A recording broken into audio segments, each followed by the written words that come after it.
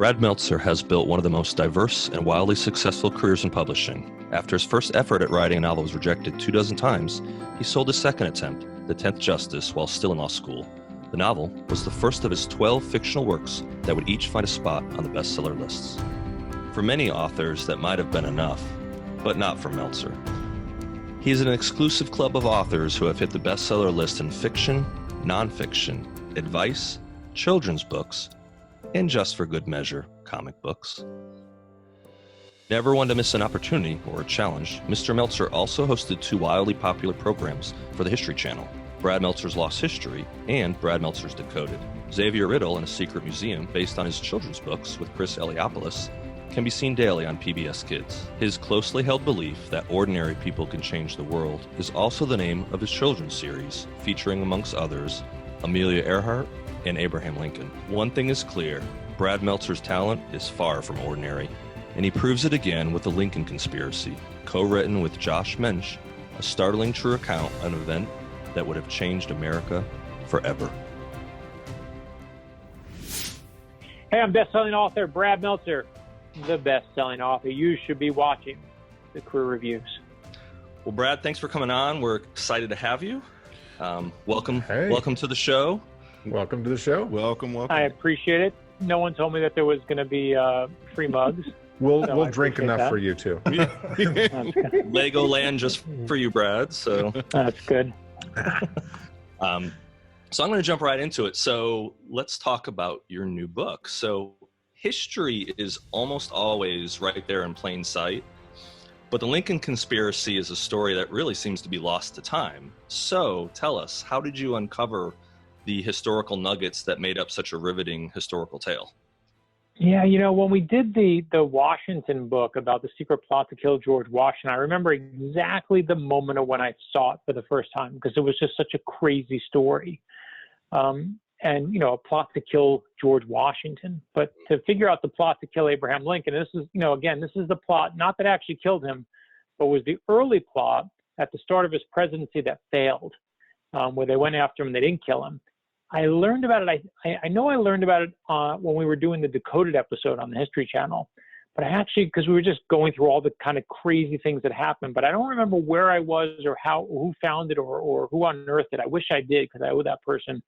I'm sure they'll now tell me I was the one who found it. 50 people from the show will now tell me that they were the ones. But I remember reading about it and just being like, wait, someone went after Abraham Lincoln and tried to kill him, and they failed, and no one knows who it is. And they're like, no, we know who it is. We know exactly who it is. And again, as in a real thriller or in a historical story, what I always look for is, to me, just a good story. A good story is a good story, whatever the genre. And I heard that, and I was like, tell me more. Mm-hmm. And it's an amazing story, right? It's the start of Abraham Lincoln's presidency, 1860, one of the most famous elections in American history. Yeah. And basically, there's a secret plot to kill Abraham Lincoln. Abraham Lincoln is newly elected. He's got to move from his hometown in Springfield, Illinois. He's coming to Washington, D.C. to raise his right hand and swear in as the 16th president of the United States. And the only way you can get from Illinois to Washington, D.C. is, unless you're going by horse, you got to take a train. There's no cars. And what happens is he's basically a glad handling tour. They're going to move him through all these places that are friendly to Lincoln. And one by one, he's going to shake hands with everyone. Toward the end, he's going to go through Baltimore. Now, here's the thing. Baltimore, at the time, Maryland was a slave state. They hated Abraham Lincoln in Maryland. Wow. And when Abraham Lincoln's train was coming through Baltimore, and he had to switch trains because they had to go from one station to the other, the plot was to murder him. They were going to kill him. Wow. And that's just amazing, right? And what happens is the person who figures it out and who gets on the trail is a guy named Allan Pinkerton, America's first private eye, runs the Pinkerton Detective Agency, right. And also America's first female private eye. It's this woman named Kate Warne, who he also brings on along with the rest of his staff. They figure out what's going on. They figure out who's behind it. They infiltrate the bad guys. They put Lincoln on a speeding train in the middle of the night. They put him in disguise. I won't tell you or ruin how they do it, but on this train in the middle of the night, they save his life and change the course of American history. And I'm like, I got to tell that story. So Josh mentioned I, as my was our executive producer on Lost History when we did it on the History Channel. Once again came on board, and you'll see the story in the Lincoln Conspiracy about the secret plot to kill Abraham Lincoln, but it's the secret plot that never succeeded. God, that's just amazing. If it wasn't teach real this in school? Yeah. Right. You'd be like, right, if you taught me that in school, I'd be like always paying attention. Right? Yes. It's like a perfect thriller plot. So you detail the Lincoln Conspiracy. He grew up in a poor, shack-like environment. He had to become very self-reliant out of necessity when his mother passes away and his father disappears for a length of time. After your research, in your opinion, how much of his childhood shaped him in rejecting the issue of slavery and leaning on the Constitution for guidance, that all men were created equal and life, liberty, and pursuit of happiness? Do you think that shaped his vision?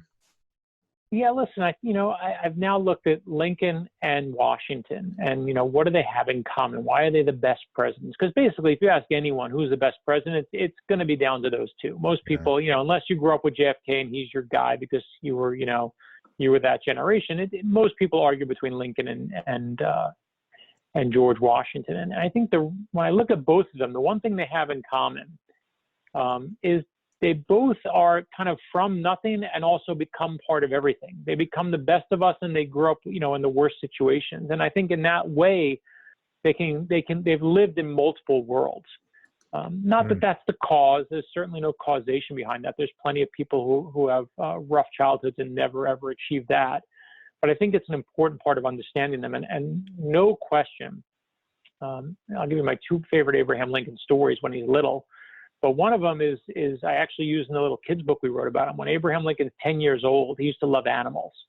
And he comes upon a group of boys who are playing with turtles. And he's like, I love turtles. So he races over to play with the turtles. And when he gets there, he sees that they're not playing with the turtles. What these boys are doing is they're putting hot coals on the backs of the turtles. Ugh. They're actually trying to burn the turtles to make them run faster, see how fast they can move. They're torturing the turtles. Mm-hmm. And Abraham Lincoln, 10 years old, is horrified. And I don't care if you're 10 years old or you're 50 years old. Yeah. It is sometimes hard to do the right thing, but someone has to. And in that moment, Abraham Lincoln's like, take the coal off the turtles. He writes his first paper. The next day gives a speech in class and writes this essay about being kind to animals and how important it is. And he has this kind of real passion for being kind. What happens later in life is he remembers this group of slaves that he sees that are all chained up. And he doesn't do anything that day. There's nothing to do. He's a boy. But he says he never forgot that. He never forgot how they looked. And not that that's the magic moment that made Abraham Lincoln and suddenly he swore to take down slavery. It wasn't that easy. Yeah. In fact, when Lincoln's elected, he's not determined to take away slavery. He's much more in the middle. He doesn't get there until later in the war. But I do think, to answer your question, that it's all those pieces that kind of eventually fit together and send it on the right way. Listen, part of it's meeting Frederick Douglass. And Frederick Douglass pushing him to kind of get to that point on slavery. But as in all of our childhood, it's never one day. We don't have Batman origins and Superman origins where it's one day like comic books are that decide your fate. It's all the little days. It's all the millions of steps that kind of lead up to who we are. Yeah, perfect. Yeah, absolutely. It's funny. I have a 10-year-old, and we have those talks often about how you don't just suddenly become a man, but it's a stepping process where you build upon the foundations and you learn those things, kind of like how Abraham Lincoln did.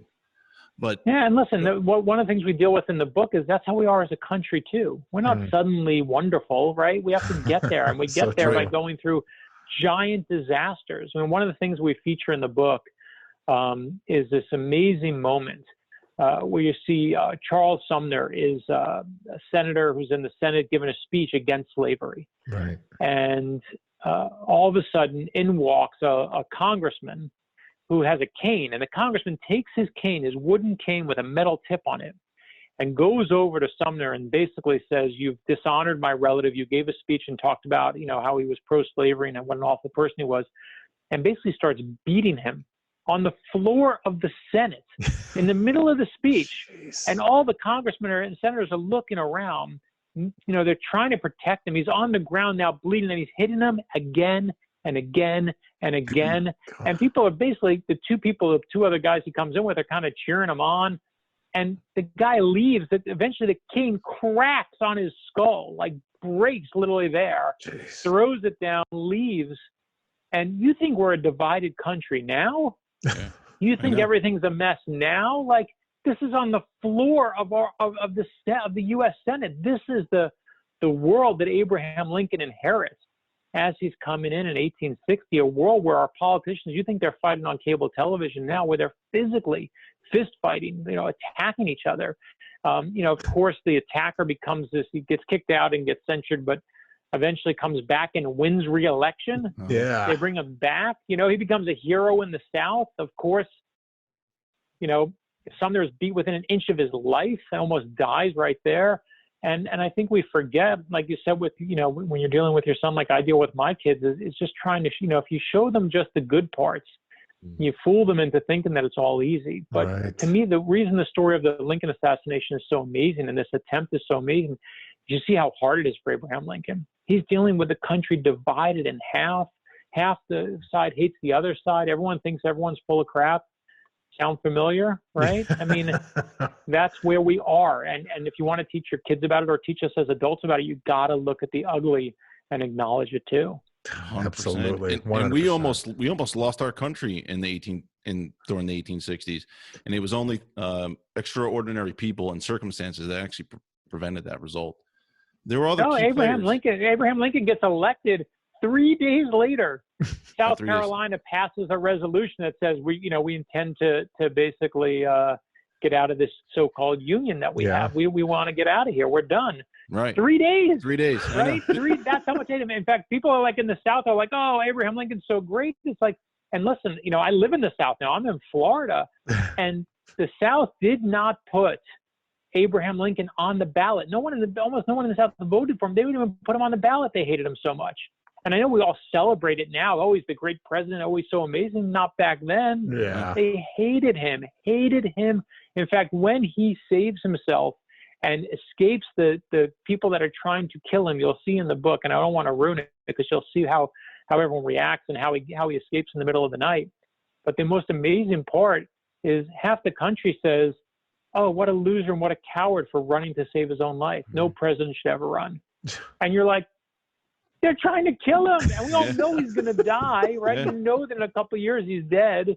Even it becomes this amazing story. There was a pro newspaper in New York. I forget which one it was that wrote that that plot wasn't real, and you were it was shameful that you showed up in the middle of the night in Washington D.C. instead of going. Oh yeah, they literally called him a way. coward. They were like, nope, they weren't going to kill you. I mean, even though they have all the proof and all the evidence and everything else, they were just like, nope, you're a coward, you ran. So nothing really changes. I'm curious, Brad, what do you think happens to the Union then if Lincoln is actually indeed assassinated in Baltimore? What do you think we deal with that at the end of the book. We try to look at it. And obviously, listen, if Abraham Lincoln dies in 1860, does someone else come in and do just as good a job and do everything right? Maybe even do it better and faster? Maybe not. There's no way to obviously know, but I profoundly believe that what makes a great president always, our best presidents that we look at, the ones we think are the greatest, are always tried. They're tried in some kind of disaster that they never planned for. Right. And the moment of greatness is how they react to that disaster. It's why looking now and looking at Donald Trump, whether you like him or you hate him, but watching him fight every day, watching everyone pitted against each other, watching half the country hating the other half, I can tell you one thing, I don't care what your politics are, we're doing it wrong. We're doing it wrong right now, right? My friends on Fox News and my friends on CNN, when I go to both those interviews there, they all say the same thing. It's disgusting how we talk to each other right now. We're doing something wrong. And the one thing that I know that Abraham Lincoln, whatever else you want to take away, whatever else you want to say, someone else could have done, the one thing he was committed to was that union. He knew that the union is worth fighting for. Right. So does the whole world change? I think it does change if he dies early. Obviously there's just no way to prove it. Right. Kind of building on that, one of the things that strikes me about many key historical events is how easily they could have gone sideways or turned out completely different if one little thing had changed. And the Lincoln conspiracy is filled with such instances, from the events of his childhood to the circumstances of both conventions were extraordinary and facilitated his election, to the details of the plot that you've outlined in the book. So when you look at situations like that, do you think there is some credence to divine providence, or are we just living in the Matrix? How do you view those? Yes. The answer is yes. Right? I mean that's the thing is you look at this story. I mean, the crazy part of the story is one of my favorite moments in the book. I'll say two of them are just they are Matrix moments, right? It's Abraham Lincoln looks in the mirror right after he gets elected, and he basically has a vision. And he looks in the mirror and he sees kind of like half of himself well and half of himself in like a blur. And whether it's a dream or whether he sees it in whatever you want to believe, and historians can argue over it. But he basically decides that he's going to live through, he's going to die in office is what he decides. He has a vision that he's going to die in office. That's friggin' amazing, right? Yeah, and then he goes back and he goes to visit his stepmom, who, he loves, adores, when people taught him how to read. And he goes in the last moment before he leaves for Washington, D.C. It's this wonderful moment where he gets away from it all. He's the new president. He's not sworn in yet, but he's getting ready to leave on the train to go to Washington, D.C. And he says, I want to go home. I want to see the graves. I want to see my stepmom. I want to see what's important. I want to see my family. And his stepmom basically says that day, I know he's going to die. I know I'm never going to see him again. Jeez. And she's totally right, of course. Yeah. And you're just like, if that's not the Matrix, I don't know what it is, right? If I told you that in real life, you'd never believe it. But we happen to know the ending of the story. And Lincoln is just filled over and over. George Washington, as you said, used the word providence, whether it's God, whether you believe it's fate, whatever you believe, how the universe works. The story for Lincoln and Lincoln conspiracy is filled with those moments where you just feel like someone is writing this divine tale. There's the bad guys in the book, right? There's a group called the Knights of the Golden Circle. There's a secret society. The secret society is going to kill them. And it's an offshoot of these guys, the Knights of the Golden Circle. And one of the things that I love in the book is we talk about this scene where they're all deciding who's going to be the killer, who's going to actually pull the trigger and kill Abraham Lincoln.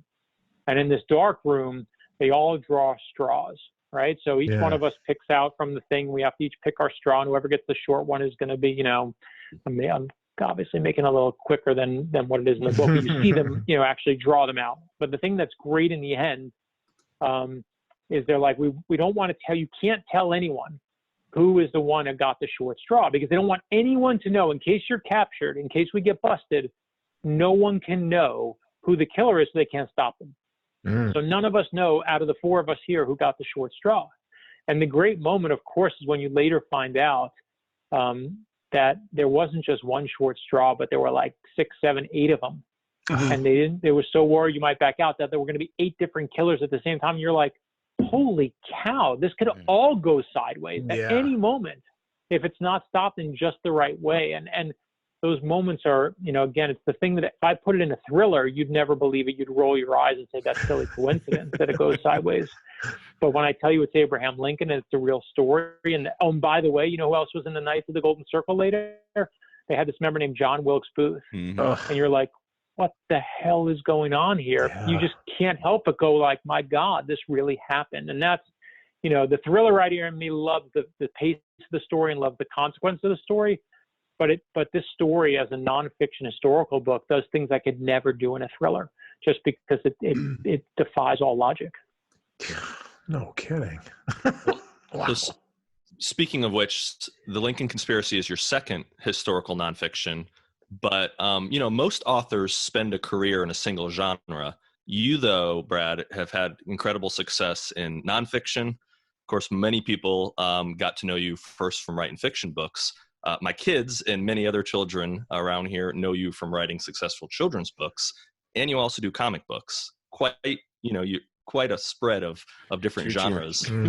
What do you attribute that success to, that you've done something seemingly so difficult and you've branched out and gotten away from just one specific genre, like the thrillers that you're known for as well?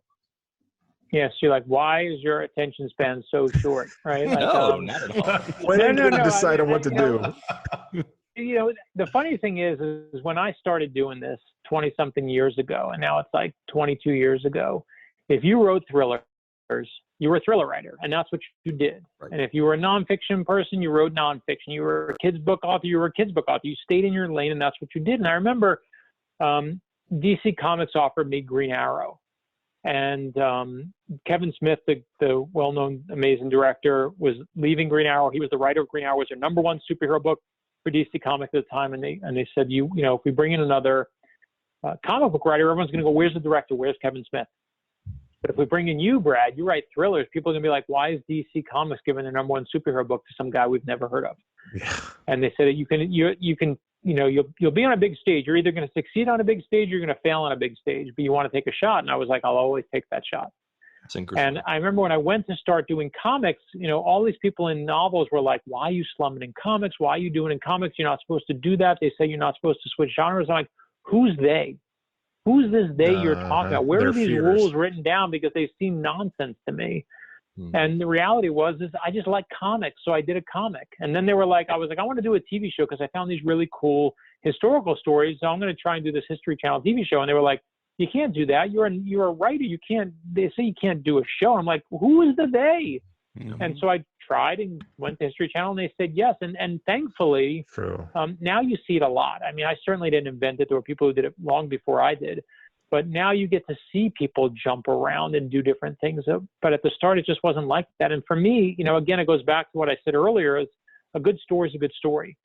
And sometimes I find a story and I'm like, that's a great fictional story. I'm going to work on that. And sometimes I'm like, this one's too good. The Plot to Kill George Washington was too good to just put in a novel. I was like, I want to write a whole book on it. 7 years, 8 years went by. I couldn't shake the story. I knew it's time to write a book on it. And sometimes I'm like, that's a better comic book story. You know what? That's a better kids book story. That's perfect for my kids. They need this lesson of morality. Yeah. And so for me, I just find good stories and then they just happen. You know, it's like if I said to you, what's your favorite movie? And you said, I like action movies. I'm like, fine, that's great. You're going to now watch action movies the rest of your life. You'd eventually very quickly hate action movies. Yeah, and whatever genre you pick, whether it's foreign films or comedies, if you just got to do one thing, to me, you know, what's the fun in that? I think you're in good company with David Morrell. We talked to him recently, and that very much. Just thinking about that. Yeah, Greg Hurwitz, Harlan Coben. A lot of you guys are. Yeah, Harlan and Greg. Those are two of my dearest friends in this industry, and I've talked to them at length. I mean, right? All of us like to kind of do different things, and it's just because all of us like different things. The same way you all like different genre movies, and depending on the day, you want a dumb comedy, you want an action movie, you want something that's funny, you want something with subtitles. Like, we're not all one thing, and we never should be. And to me, if I find a storyteller I like, well, tell me another story. Yeah. You know, tell me another. All right. I remember I've written for both newspapers, magazines, and I did some screenwriting as well. And people would say, when I'd say I was a writer, they'd, well, what do you write? Well, what do you mean? Right. Why are you trying to limit me? So I'm right. You speak to my heart with all that. Absolutely. But getting back to the Lincoln conspiracy, Allan Pinkerton is at the center of U.S. history during the 1860s, and his detective agency is credited with being the forebearer of my former employer, the Secret Service. What are your thoughts on him? Was he a genius entrepreneur or someone at the right place at the right time in history? You know, or he's a big fat liar, right? Is the other option. Or that. You know, like, I mean, and depending on who you pick, they'll tell you. I mean, listen, Allan Pinkerton, I believe in Allan Pinkerton. And the reason I believe him and I believe his story and the reason I think he's pretty amazing is because he was so crazy that he documented everything in real time. Right? Like, I don't believe anyone now. If you write an email now, I'm like, you know that we're all watching. You write the email. But at a time when no one knew that these letters were going to be saved, these diaries were going to be saved, that Abraham Lincoln was going to even be Abraham Lincoln. Right. He's got it all documented. And all of the people in his office and the Pinkerton Detective Agency are documenting the same thing. And that's what's most important, right? Is that on nearly every detail, except for that one meeting that we talk about in the book that we say that he's the only one who talks about this one, every single detail is collaborated by someone else. And in fact, one of the great moments is, you know, Allan Pinkerton's working this case and he has the night where he tells Abraham Lincoln, listen, your life's in danger. And Abraham Lincoln's like, is this guy full of crap? Is this true? Like, what's the story here? Yeah. And the great moment to me in the story is right after Pinkerton leaves, someone else knocks and basically contacts Lincoln and says, listen, we got a story for you. Someone's trying to kill you, and tells the exact same story from a totally different perspective from some other people who are looking into the same thing. And that's where you realize Allan Pinkerton, listen, is he lucky that he's the one who was called by the head of the railroad to say, hey, I need you to look into this case because I think they're trying to blow up my railroad and maybe kill Lincoln? Like, sure, yes, you picked up the phone on the right day. Yeah. You got onto the case. But the reason why the head of that railroad called Allan Pinkerton is because of his reputation that preceded that moment. That's why he got the call. So it's not just dumb luck. He's not just the schmo who picks it up and is like, hello, detective agency, I've never done anything before, but I'd like to take your case. Like, he gets that call for a reason. But Pinkerton's a complicated guy like we all are. He's not perfect. There are moments where he's prone to exaggeration, especially about his own stuff later in life. He gets into a fight with one of Lincoln's top closest people, and they start debating what's true and what's not. So Josh and I were going through it, we're looking and saying, okay, what story is Pinkerton telling and what are his other agents telling and where do they overlap? And where they overlap is where I think the truth is, and where they don't is where you get someone who's trying to make themselves look good. And we were very careful to always try and be really, really clever and smart about finding, the truth from the exaggeration. Wow.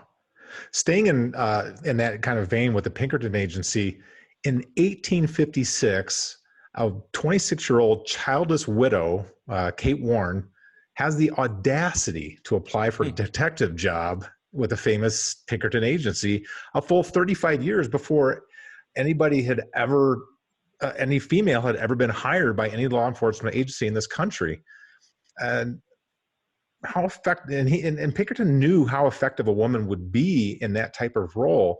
And on top of it, he understood that if something happened to her, because it was a dangerous gig, and something happened to her during, her employee, it was going to kill his career and his business. So in your research, can you explain in the historical context just how forward thinking was this 170 years ago? I mean, that's where you got to give Pinkerton credit, right? You can be whatever, you can get the call, but to have the gall in that moment, whatever it is, whatever, whether it's bravery or just like, man, I could use her, or maybe I just think she's amazing. When I read, and again, Pinkerton literally lists what she said and what he felt on that interview. He has no idea who she's going to become. He has no idea if he's burying her in a week, right? He's just giving his God's honest opinion of this woman who walks into his office and says, I think I'm as good as any of the guys. And he gets the vibe. You can see in his notes, you can see what he thinks of her. Like, there's just a confidence about her. There's something about her. That's, to me, where history is made. History is not a bunch of dates and facts you memorize. History is a selection process. Yeah. It chooses every single one of us every single day. And the only question is, do you hear the call? And on that day, Allan Pinkerton has this woman walk into his office, who sits down and says, I'm as good as anybody else. You want to give me a shot? And he gets the vibe. He gets the call. He hears the call and he takes it. And it's amazing. It's absolutely amazing. And then he hires again, some say she's the first, whether she's African-American or not, but he hires the second one too. It's not just Kate Warne that he gives a shot to, but other people. Some say that his next female agent is a mixed race. Some people say she's not. To me, it doesn't matter. The point is, he did it again. Right. He went out and said, you know what, I'm onto something here. And whether it was just callousness of like, I need to infiltrate women sometimes, or whether he's like, men are stupid and they're just going to listen to anyone that, doesn't have a penis. Yeah. Like, whatever his reasoning is. The honey trap. It works, man. He's got it. The honey pot, right? Whether it's the honey pot trap or not, he knows what's going on. He takes the chance, and full credit to him, because as you see in the Lincoln conspiracy, it pays off, right? Yeah. Abraham Lincoln's life, part of it is resting in the hands of this woman who at the time no one would have hired. Correct. I spent 20 years in law enforcement, Brad, at state and federal level. My wife is a Secret Service agent still to this day. And females in law enforcement are still second-class citizens. They're still looked down, whatever, they give all the PC. I've been in those locker rooms. I hear the guys talking. They're all looked down. And so for that to happen 170 years ago blows my mind. Right. Yeah. Full credit. So this is a bit of a philosophical question. You talked about this a lot earlier. I chuckle and sigh both at the thought that, oh, the country's never been more divided than it is right now. And, you know, the Brooks beating of Sumner was a stark example, but there are many others. My question is, with the saturation in information and misinformation and the way elections are won in this day and age, do you think it's possible for a Lincoln-esque figure to still rise and unite us in a more, hopefully a more peaceful manner? You know, if I believe no, I'm so saddened. I'm heartbroken, right? I must believe yes. I must believe that goodness still exists in this world, because otherwise I would personally be miserable. And listen, I think that we're at a low right now, right? I don't care what your politics are. We're at a low in the way we communicate with each other. We're doing it wrong. And I think, as in all things, when you come to it, but this is not our first low. And, you know, and part of the reason we worked on this book, and you saw when you read the book isn't, you know, it's easy for us to be titillated and say, here's a book about a secret plot to kill Abraham Lincoln. Isn't it funny? He almost dies, and we're going to show you how, and here are the bad guys. But as you read the book, what we very, very consciously worked at was to show you the full context of the racial divide that was happening in the country, the not simple path that Abraham Lincoln had to take to get there, and even how himself, he was flawed in his ability to get there quickly. It took him a long time with a lot of deaths before he was finally like, you know what, I need to come out stronger against slavery. You know, people think if you shake an American awake in the middle of the night, and you say, what did Abraham Lincoln do? They'll wake up and go, free the slaves, right? They'll just blurt out, we say, free the slaves, as if like he was elected and he said, I'm going to free the slaves. But that's not how it was. Oh, he didn't get there right away. You know, it takes him a while to get there. And to me, just to your question, I think as we get to, and we're in a current low point, you need a great leader to help us get out of it. And we will find greatness when we find who gets us out of this. Because I truly believe, and listen, I think it's hard because we're now experiencing, half the country is experiencing the news very different than the other half. Yeah. If you are just watching Fox News, if you are just watching CNN, you are experiencing the world in an entirely different way than another part of the country. You just are. Yep. If you are only following on Twitter people who agree with you and you're muting and unfollowing anyone who doesn't, you are not an informed citizen, to borrow the words of someone, right? Like you are not informed at all. You are in an echo chamber where you think you're always right and no one is always right. So it's much harder to get good information now. It's much harder because it's so easy to hit unfollow. It's so easy to just like, I don't want to hear someone who disagrees with me and tell them wrong.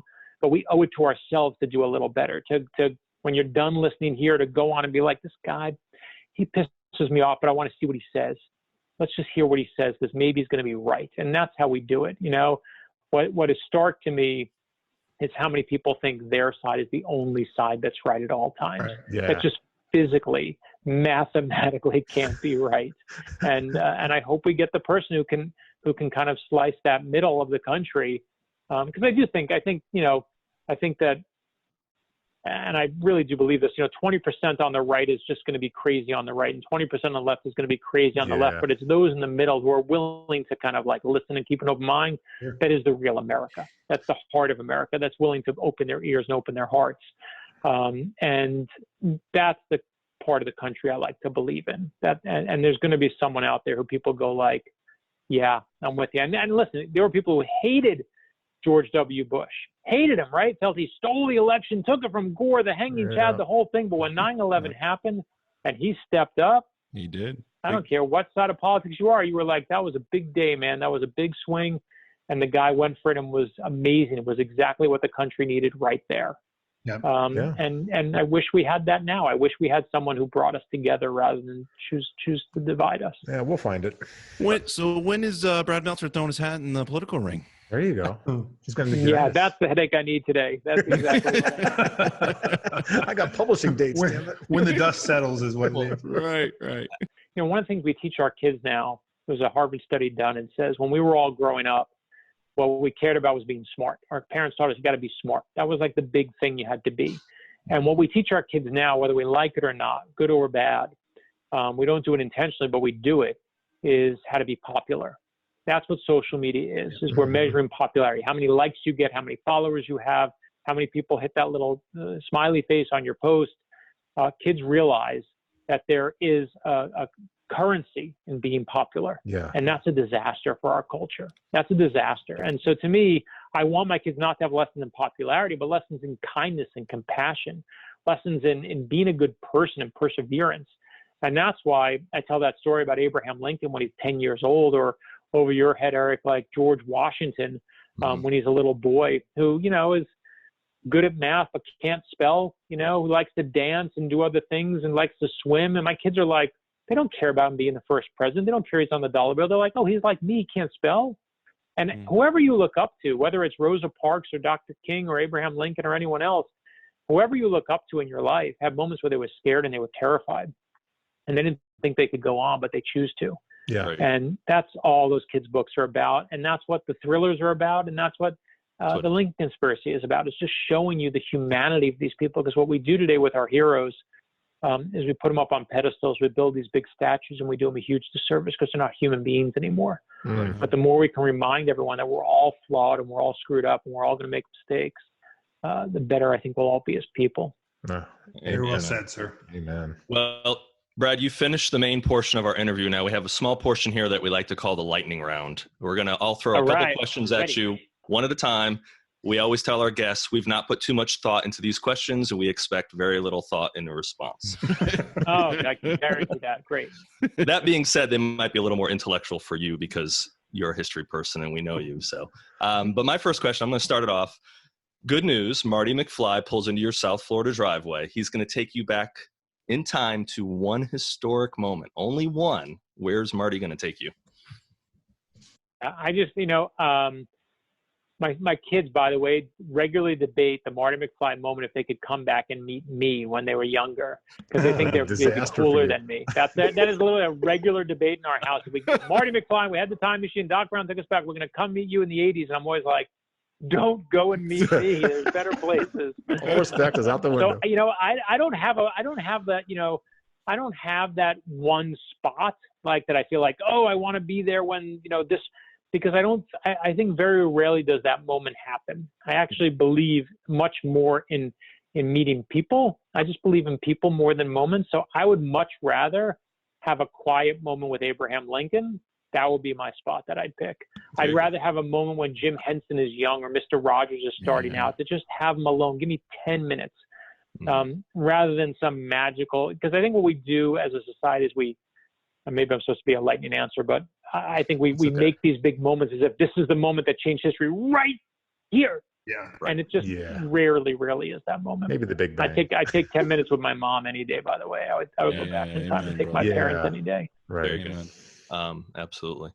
My last question. You want me to answer, by the way? Should I answer very fast, or you want like the actual? You can do whatever you want, man. It's your show. Okay. It's your time. You got it. So whatever you want. We got 2 questions apiece. Yeah, 2 each. So my final question, excluding Superman and Batman, DC calls you after our interview ends, and they want you to take the reins of another iconic character for DC. Who are you going to take?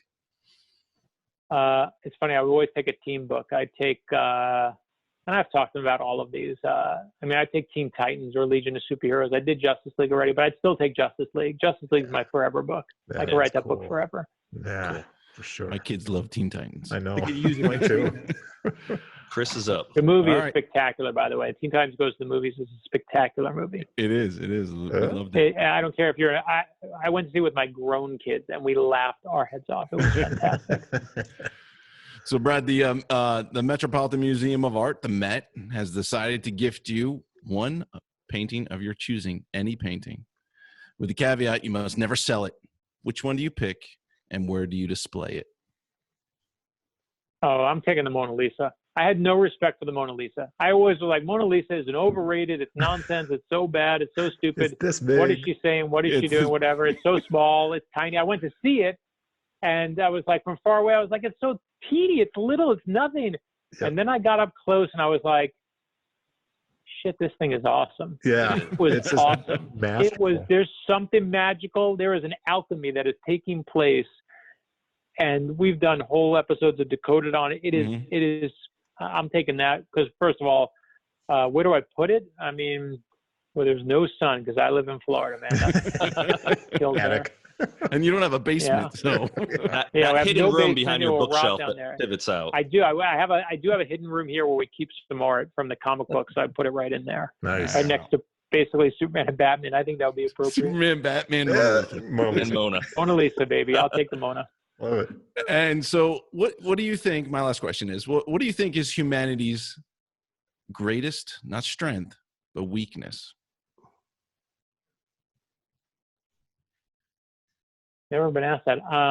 I think one of our greatest weaknesses is the inability to remember our low moments.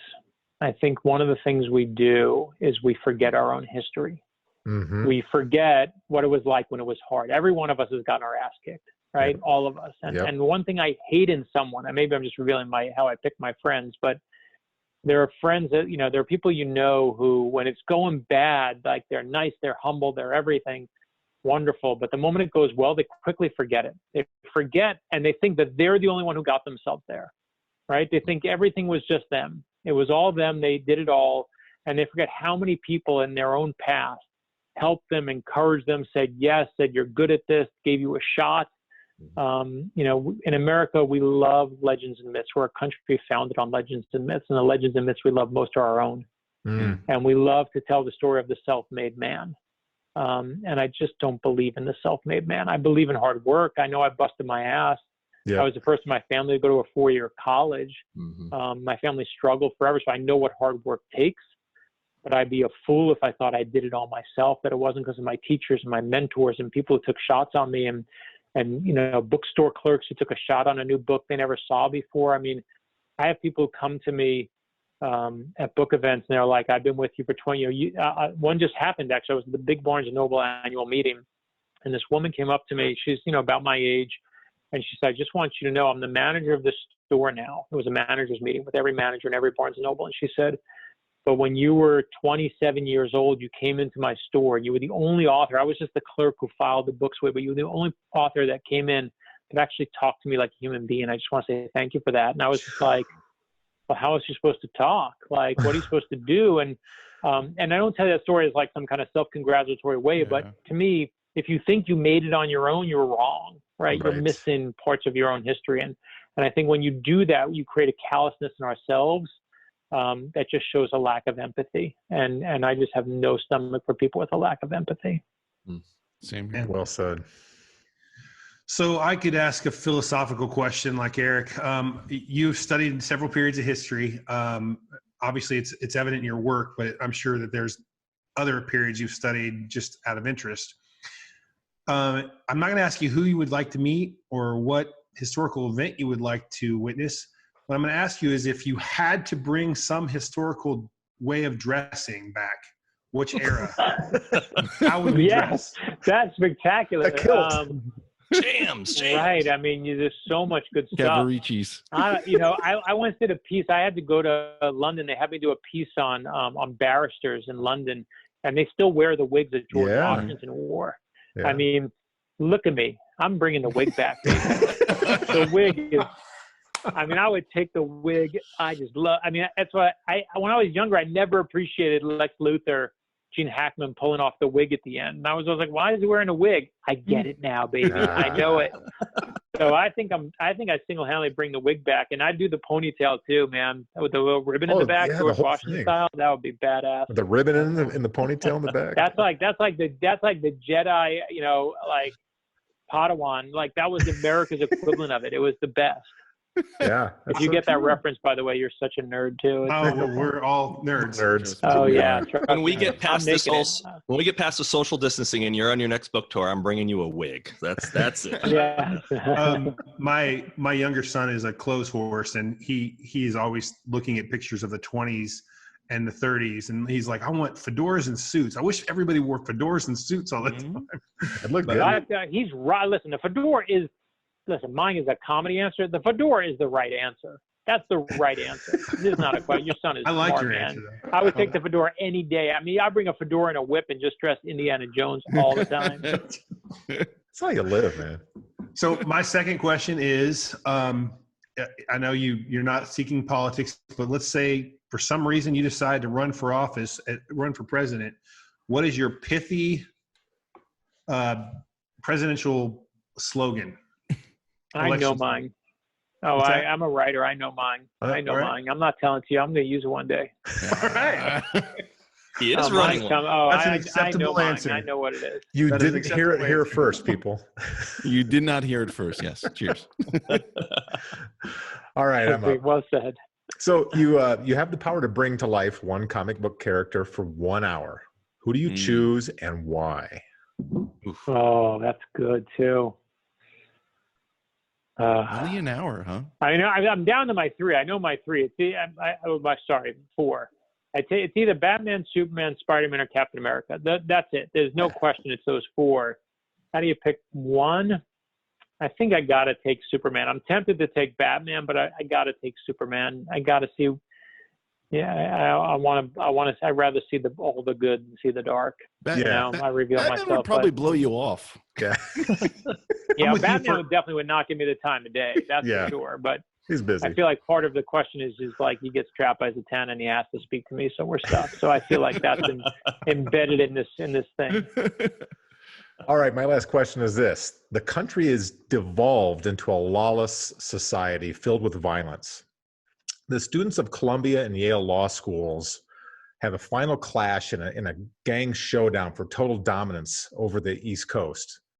I like the way this is going. Yeah. What weapon is used in the final coup de grace moment of victory for one side versus the other?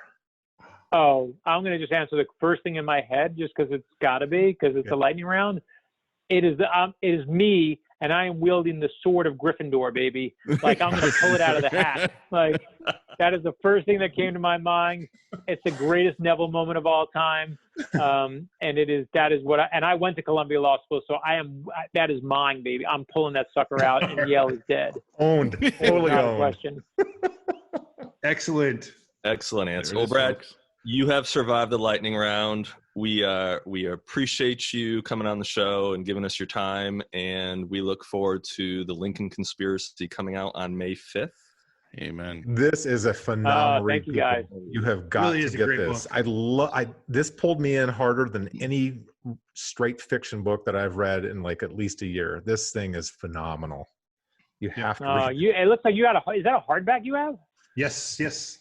Oh, I don't even have the hardback today. You got them before me. Look at that. That's awesome. You want me to sign this for you? I can sign it. Yeah, no, mine is like a paperback. I got a paperback here. That's all they gave me. Yeah, but let me say, in all seriousness, I know you guys do this, and what no one, or I think all your viewers and listeners know is, and I know this from Eric, but I know you guys, like, you do this out of love. And thank you on behalf. I think our society focuses so much on celebrity and on who's famous and on what reality show you're on and what movie you're on and what television thing you're on. Thank you for dedicating this time to books. Thank you, especially on behalf of every writer out there, and all the ones that you're going to have on after. It is so appreciated. It's so important. So thank you guys for taking the time. We have to get back to this. This is where the truth is at, and not on our phones and not on social media. This is where the truth of the matter is at. And thank you for saying that, because we have to get our kids back into this direction again, in my opinion. So, and this book, people, please buy the Lincoln Conspiracy, because it is unbelievable writing, and it's stranger than fiction, like you just said. But the best. I know. Every time you're like, I can't believe this really happened. Every time I'm like, I can't believe it. Every page was like that. I've always said, though, the best nonfiction reads like a novel, and when you're reading this, you forget you're not reading a novel. A fictional novel. Yeah. It's a beautiful book. Love it. Thank you, Brad. We toast you. Love you guys. Thank you for doing it. Really, really appreciate it. Thank you so much. Appreciate it. The crew would like to thank New York Times bestseller Brad Meltzer for coming on our show tonight. His newest historic nonfiction book, The Lincoln Conspiracy, comes out on May 5th. Go get a copy. Don't forget, join us every Monday as we welcome a new guest. Gentlemen, another great show. Best-selling author guest. Best-selling author. And I will drink to all that. Absolutely.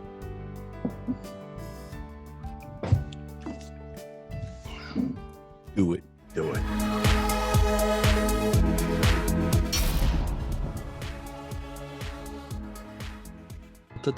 This is going to be the outro for Brad Meltzer. And this is Eric Bishop. And his shirt matches the color of the book. Fantastic. All right, here we go. In 3, 2, yeah. The crew is excited to have. We are excited. We are excited. We That's are. true. Was Eric, excited. you wouldn't tell Excited, for how are I we? started I'm that. still excited. Hats And off, take- folks.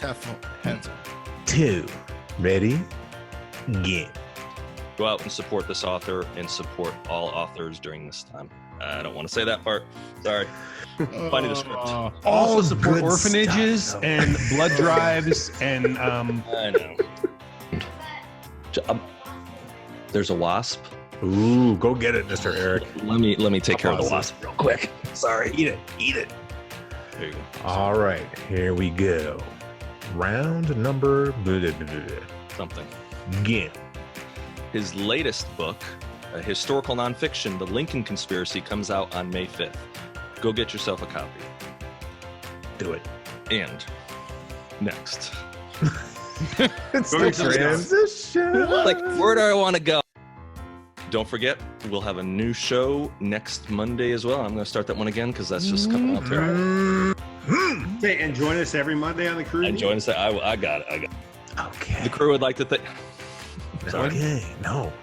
2, 1. 10. Again.